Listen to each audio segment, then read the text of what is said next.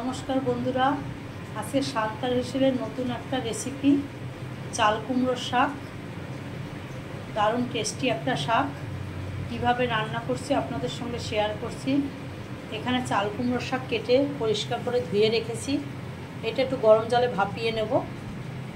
আর এখানে আছে আলু বেগুন কাটা, লাগবে বড়ি। এবারে কিভাবে করছি আপনাদের সঙ্গে শেয়ার করছি, দেখুন। কড়াতে গরম জল বসিয়েছি, এবার চাল কুমড়োর শাকটা একটু জলে ভাপিয়ে নেব।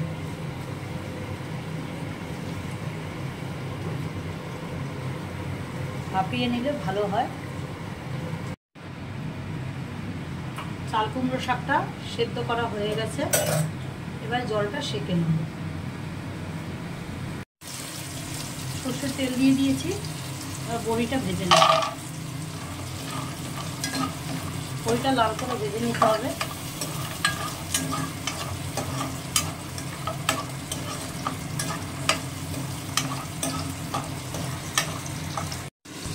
বড়িটা ভেজে নিয়েছি, এবার দিয়ে দিচ্ছি পাঁচফোড়ন,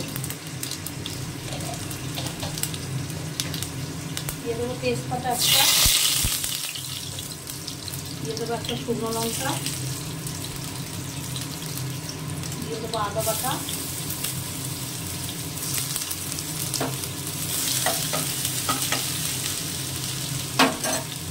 এবারে আলু আর বেগুনটা দিয়ে দেবো। দারুণ টেস্ট হয় এই শাকটা।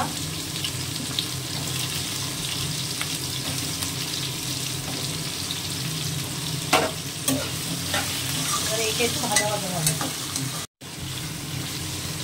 বেগুন আলুটা ভাজা ভাজা হয়ে গেছে, এবারে দিয়ে দেবো নুন হলুদ,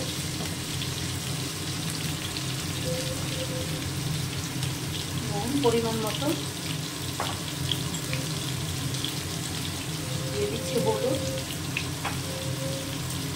দিয়ে দিচ্ছি 3টে কাঁচা লঙ্কা। একটু কষিয়ে নেব, দারুণ হয় এটা, ভালোভাবে এটা করতে হবে কষানোটা।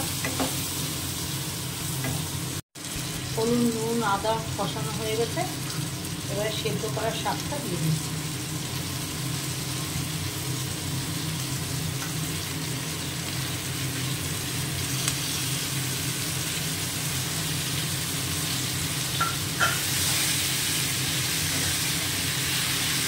হালকা একটু কষিয়ে দেবো, কষিয়ে অল্প করে জল দেবো আলু বেগুনটা সেদ্ধ হওয়ার জন্য।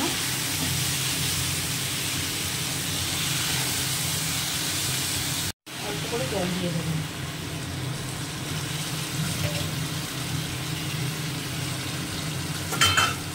জল দিয়ে এটা সেদ্ধ হতে দিতে হবে, ভালো করে সেদ্ধ না হলে খেতে ভালো লাগবে না। চাপা দিয়ে দেবো। এবারে বড়িটা দিয়ে দেবো, সেদ্ধ হয়ে যাবে বড়িটা। বড়িটা দিয়ে সেদ্ধ হওয়ার জন্য ঢাকা দিয়ে দেবো। দেখুন শাকটা কত সুন্দর হয়েছে, জলটা পুরো টেনে যাবে। আলু বেগুন বড়ি সব সেদ্ধ হয়ে গেছে, ডাটা। আর একটু জলটা শুকালে নামিয়ে দেবো। একবার হলেও করে খেয়ে দেখুন, দারুণ লাগে কুমড়ো শাক, চাল কুমড়ো শাক এভাবে করে রান্না করলে। ভালো লাগলে অবশ্যই আমার কমেন্ট বক্সে জানাবেন।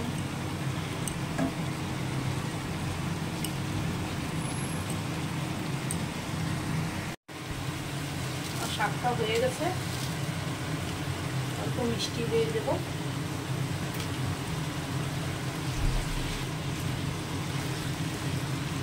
শাকটা কত সুন্দর হয়েছে দেখুন। এই শাক দিয়ে একতলা ভাত খেয়ে নেওয়া যাবে, এত টেস্টি শাকটা।